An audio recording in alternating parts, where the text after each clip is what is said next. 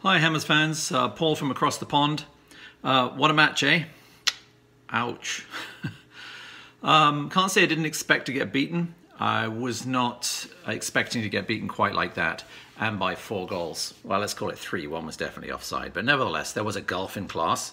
I did expect the gulf in class. I also expect the media love in. I mean, Christ, you wouldn't have known who Liverpool were playing. Those white kits with the little blush of claret and blue and the lion behind it could have been forgiven for thinking it was Aston Villa. We looked a little like Aston Villa. We looked a little like we're not a team yet.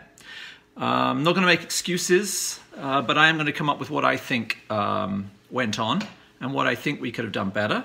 And I'm not going to pick holes in individual players too much, but there are a couple of players I want to talk about, one of which I think gets a very easy ride. And I don't think you can look at the world through claret and blue specs all the time. So here we go. One, we had 9 new players, 5 debuts on the team. They're not a team yet. They are not a team yet. It was clear from watching that match that most of them are not on the same wavelength to each other. I did see a couple of really good interlinkings between players, and I'll talk more about that in a minute. We had an easy preseason. We really didn't play anyone of any real class, and I think that flattered us too. It's easy when you've got time on the ball to look good, to string your passes together, to do the one-touch stuff, to play the triangles, to move. It was training matches. We had 5 new players on there. A lot of them haven't played Premier League recently or at all. The pressure, the pace, and it was the number 1 or perhaps number 2 team in England, Champions League finalists last year, definitely going to push City. Very good team, hate to say it, very good team. Are there any weaknesses on that team? I didn't see any. Salah's going to score less this year than he did last year. Why? Because the competition up front for him is much, much stronger as well, and their defense is fixed. I mean, Arnautovic, he's an animal, he's a beast, but without service and playing in that role, he could not get through. They were bouncing him off like a rubber chicken. What's the remedy to how we played? Well, first of all, let's go back to the formation.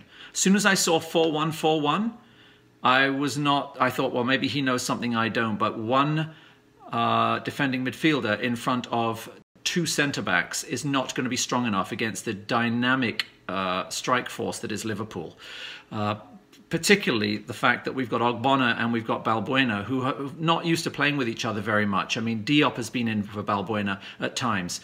There's no familiarity there. So I thought that was very brave. Not only that, you've got Masuaku, not known for his defensive prowess, although to contradict Gio and Gonzo, I thought that actually he made a couple of very, very clinical. He saved a definite goal. It would have been 5 without him. Now, he wasn't perfect, but I'm not going to go whole hog on Masuaku. I thought he offered a little bit the other end, although he still didn't meet my criteria of actually having an end-finished product. He's got to work on that. And then on the other side, you got Fredericks, and these guys are attacking defenders, really, aren't they? They're basically wingers. So I was actually hoping that Zabaleta would start and Fredericks would start in front of Zabaleta, because I think Fredericks could adapt to that role as well. Now, most of the time when you're playing a non-Liverpool-like team, a non-top 6 team, I think Fredericks, he should start in that more advanced position, and we should have someone a little more solid who does not go above the halfway line like Zabaleta there. All the other matches, Fredericks should play instead of Zabaleta, but I thought Fredericks was going to offer something there, particularly because, and I won't mention his name, but we should have sold him to Crystal Palace, particularly because I thought that Antonio, I will mention his name, I thought he was very, very disappointing. He had a couple of very, very strong lung-bursting runs like he used to do, but at the end of it, his sort of summary move, his finale to that, was to fall over and to ask the ref for a free kick. There just doesn't, again, seem to be any end product there. What's happened to him, I don't know. Is he still coming back? Prepared to give him a chance. Don't think I want to see him start next time, because when Yarmolenko came on, unfortunately for me, for Arnautovic, which I thought was nuts, I thought it should have been for Antonio, but when he came on, there was an instant difference. What else? I thought Noble got away with one there. I was amazed that Gonzo and Gio didn't mention it, but in the first half I thought he was abysmal. He gave the ball away 3 times. You cannot afford to give balls away to an opposition like Liverpool. They'll be on you and at you quicker than you can say. He was too casual. In fact, a lot of the team seemed very casual. And he gave the ball away 2 or 3 times and invited pressure on, one of which nearly invited a goal. Well, it invited a goal. Luckily, Fabianski, who I thought was excellent, did a very good job. Poor bugger, he's let 9 in at Liverpool in the past 2 visits, 5 with Swansea, 4 with us, and that, I can't say any of those were his fault there at all. So I'm not sure you start someone, and I know I should be wearing my crash helmet here, because I'm not sure that you start someone like Noble for games against teams like Man City, Liverpool, and the top echelon of teams. He just isn't quick enough now, and he doesn't work well under pressure. If he's got a little bit of time, he can string a beautiful pass. We know that. But otherwise, it's sideways, backwards, or long. You know, there were a couple of nice passes from him, but I thought the first half he was abysmal. I thought we needed more command there. Who do we put there? I really need my crash helmet now, because when he was introduced in the second half for Declan Rice, who I think should not have gone off, I think Noble should have gone off, and I think Snodgrass should have come on. Was it me, or was there an instant impact? Sure, it didn't last the whole match, but was there an instant impact? Yes, there was. In my opinion, there was some sort of catalyst there, and he linked up really nicely with Fredericks. I thought his link-up play, and I'm no fan of Snodgrass. I mean, to me, it's like a new signing. He doesn't seem like the same player he was last year. He's positive. Whether that had to do with, you know, Bilic, I don't know. But he seems like a different player. He's either fastest? No, he isn't. Can he, and, you know, he's guilty of giving the ball away too occasionally, but can he string a pass together? Yes, he can. So, I don't know. I was fairly impressed with what I saw there. I'm going to hold it there. Anderson, I like the way Anderson and Antonio swapped sides for a little bit there, because obviously, and that's good for Pellegrini, he obviously noticed something and gave them that information. Swap sides, try something else because it's not working right now. Anderson still seems, you know, he's going to take a while to get used to the Premier League. He's not there yet. Give him a chance. Hernandez, when he came on, I thought made an impact as well. When Anderson went off, Hernandez came on, and I saw more drive. Anderson tends to use tricks to get past people. It doesn't always come off. He might, you know, hopefully that's in his armory, and he can get more successful at that. For me, I think he came under a bit of criticism. Balbuena, for me, was great. I liked him. I thought he did a good job. Remember, that's his first competitive Premier League game, and he played against Liverpool. And he played with Ogbonna half the time. Like I said, Diop was there. I think he's a great leader too. He seems to have some passion. He reminds me a little bit of Tompkins, only better. I know, sin, I shouldn't say it, but only better. He nearly scored with his head. I thought that some of his moves back there, he was quite commanding. I could see a relationship building between Ogbonna and him. Now that obviously wasn't the most successful game for them, but I think we will have more success there. What's the remedy to all of this? We got to deal with teams that press us, because other teams are going to look at that and say, get on them, give them no time, and their passing goes to you know what. When you harass West Ham, if you move, I mean, the number of players Liverpool had in our box when they attacked so fast, they had to have 4 or 5 players in there. You've got to deal with that. You've got to be able to deal with that movement.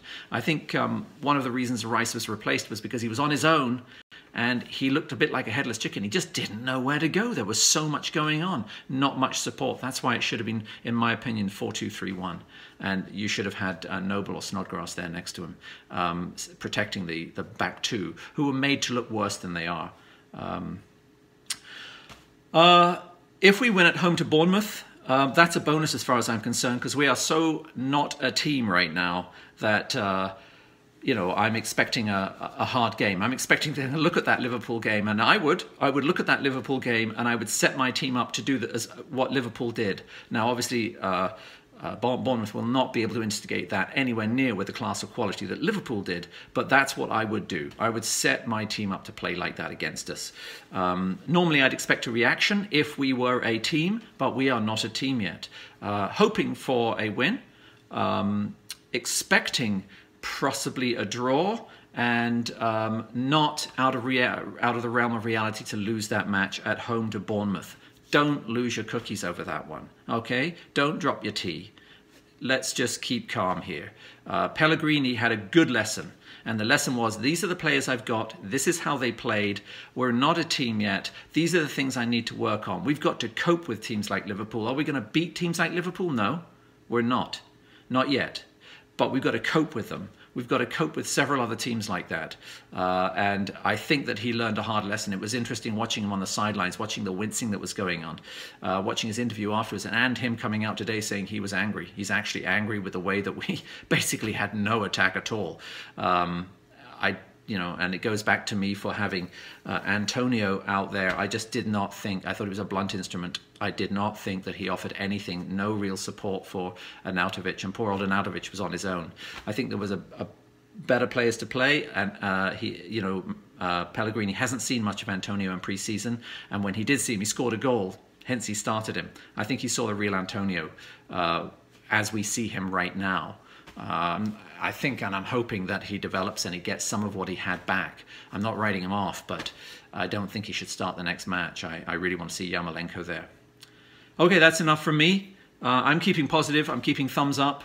If I had done this on Sunday or Monday, I would have been angry. That's why I've deliberately left it till Tuesday today.